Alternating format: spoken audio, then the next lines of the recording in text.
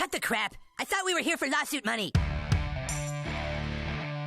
For every friendly face South Park has, there's always someone that's up to no good, and that's putting it lightly. So out of all of those that have terrorized our favorite quiet mountain town, who will get off easy and who won't be so lucky? I'm Keefe Nosey with Wicked Binge, and this is sentencing South Park villains for their crimes. As with all of our TV series sentencing videos, we'll be sentencing these characters for crimes they've committed in only one episode or arc. First up on the docket is arguably one of the most evil cartoon characters of all time, Eric Cartman. And for him, we'll set our eyes on the Coon trilogy, where he dons his titular superhero persona and leads the organization Coon and Friends. In the first part, Coon 2, Hindsight, Butters, as Professor Chaos, is in a holding cell, and he yells out that he only has a bucket to poop in and no food, making Cartman guilty of prisoner abuse. Later, in a clever Clockwork Orange parody, he attacks Clyde and Bradley, making him guilty of assault. In the second part, Mysterion Arises, the newly kicked out Cartman is guilty of assault once more after he attacks a little girl in the airport for asking him about Mintberry Crunch. After enlisting the help of Cthulhu to get revenge on Coon and Friends, a montage plays of the two killing everyone in their wake, leading to charges of mass murder, destruction of property, and arson. And they all deserve to be sent into a dark oblivion.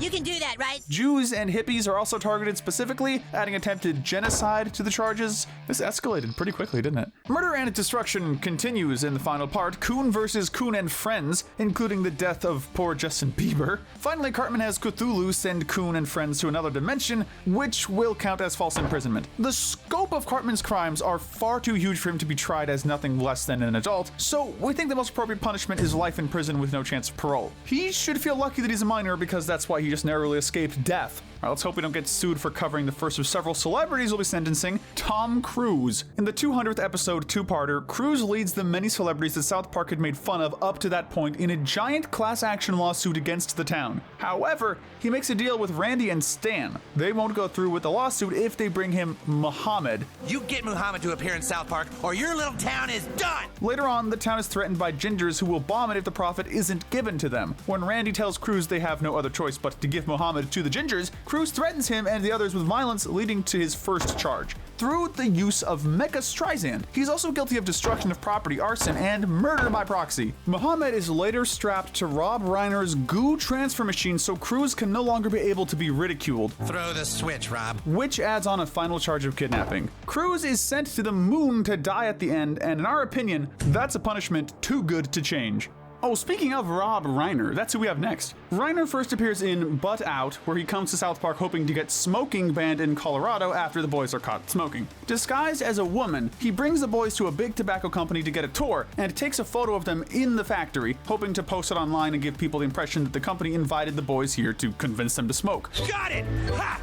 You bastards are going down now! After taking the photo and revealing himself, Reiner and the boys make their escape, and he punches a worker and throws another off the balcony in the process, making him guilty of 2 counts of assault and disturbing the peace. Later, he has Cartman star in an anti-smoking commercial in which he says he will die of secondhand smoke. Reiner wanting him to die for real so we could further push his agenda. One of his henchmen offers Cartman a cupcake laced with poison. Thankfully, Cartman escapes after realizing what's happening, and he later stabs Reiner with his fork, draining out all of his goo. With that said, this adds on an additional charge of attempted murder and child exploitation. In the end, we decided to give Rob Reiner life in prison, plenty of goo draining, and a lot of limitations on those sweets. Barbara Streisand may have caused quite a bit of destruction in CGI form, as we talked about earlier, but her 2D form in her debut episode, Mecha Streisand, is nothing to scoff at. Streisand comes to town seeking out Kyle to obtain the Triangle of Zinthar. Begging Kyle to tell her where it is, she picks him up and throws him on the ground, first making her guilty of assault. She later kidnaps the boys in her condo and tortures them with her horrible singing, hoping to get the triangle out of them that way. I don't know how much more I can take, dude. Once she does get it from Cartman, she combines it with the Diamond of Pantheos and transforms into Mecha Streisand, destroying, killing, and setting fire to everything in her wake. Thankfully, she's defeated by Leonard Maltin, Sidney Poitier, and Robert Smith in a full-on kaiju battle. She blows up in space, and considering all the death and destruction she caused, we feel this is an appropriate punishment. Normally he's portrayed as a happy-go-lucky guy, but in South Park, Mickey Mouse is nothing but pure evil. His first appearance on the show was in The Ring, where Kenny takes his new girlfriend to a Jonas Brothers concert. After recording a music video, the Jonas Brothers declare that they will no longer wear the purity rings they've been promoting. Naturally, this pisses off their boss, who is none other than Mickey Mouse, who barges in and explains why they have to wear the rings. When one of the brothers says that they just won't go on stage, Mickey beats him down hard, making him guilty of assault and battery as well as employee abuse. When the brothers are being interviewed on Good Morning Denver, Cartman, Stan, and Kyle arrive and try to expose Disney for their scam to sell sex to young girls. Mickey fires tranquilizer darts at them and takes them backstage, still unconscious, at the Jonas Brothers 3D concert. This counts as drugging and kidnapping, and one more count of assault is added on as he kicks Cartman. He even goes as far as to take out a chainsaw, threatening to kill the boys if they don't tell him which studio they work for. Who do you work for? DreamWorks? This is called menacing. After Cartman pulls up the curtain so the audience can see the mouse's true colors during his rant, the concert is called off, causing Mickey to grow huge in a fit of rage,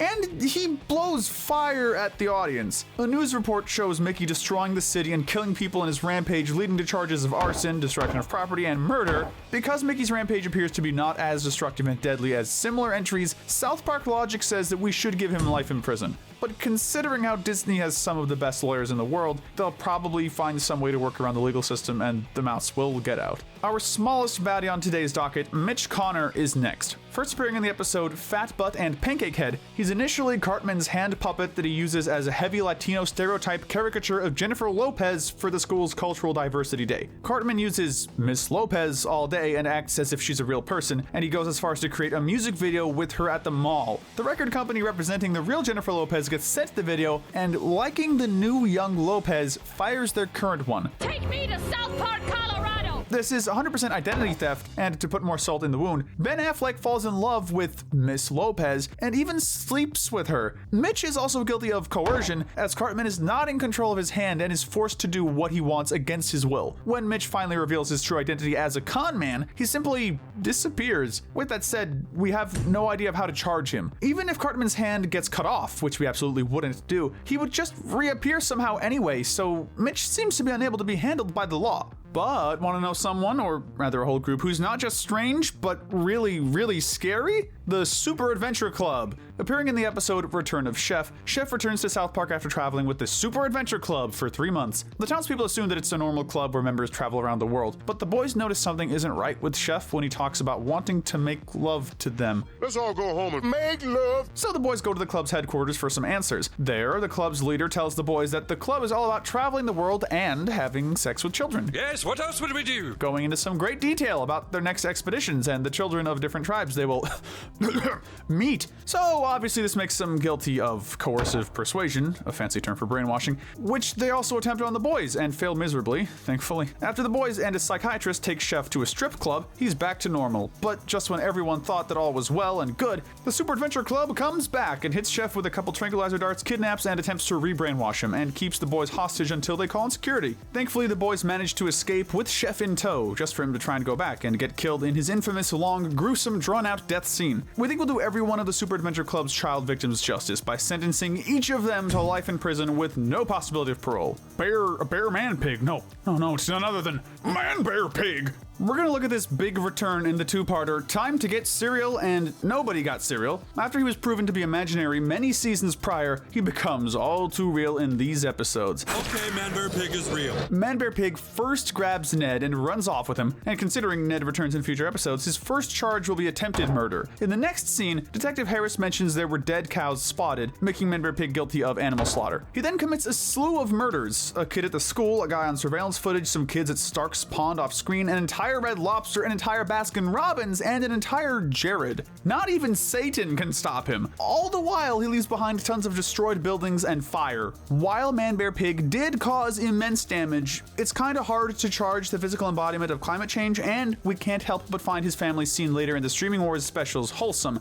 so we're gonna give Man Bear Pig a pass. It still baffles us as to how Man Bear Pig killed him, and he somehow still got sent to heaven. In any case, the Prince of Darkness himself, Satan, is next, and for his deeds we're looking at South Park bigger, longer, and uncut. Satan first appears when Kenny enters hell and hangs him from shackles, making him guilty of torture. Not to mention there are 3 other guys just hanging up there during the Up There song sequence. After the blood of Terrence and Phillip touch the earth, he and Saddam Hussein attempt world domination, and after being berated one too many times by Saddam, Satan commits murder by throwing him into a fiery pit where he gets impaled by a stalagmite. Saddam, would you let me do my job, please? When you really think about it, Satan isn't that bad of a guy here. He's mainly a victim of constant emotional abuse from his partner, and we understand why he murdered him. On that note, we're going to pardon Satan. After all, somebody still needs to rule over the underworld. If there's anything we learn from this, it's that it speaks volumes that the literal devil is less evil than most of the other characters covered in this video. And in case you haven't guessed, the last villain we'll be sentencing today is Saddam Hussein, and we're also going to be looking at the movie for his crimes as well. When Kenny enters hell, Saddam partakes in his torture, completely hogging all the fun from Satan. Later on in his I Can Change musical number, he murders one of his belly dancers, completely snapping her in half. He also attempts world domination, as we mentioned earlier, absolutely upstaging Satan. Finally, he's constantly emotionally and verbally abusing Satan throughout the film. Much like his fate, we're definitely sentencing him to death, No, you can't do that. with his punishment having to be sent to heaven and tortured by the Mormons' kindness, as we see in the show. Because where else is he gonna go? Detroit?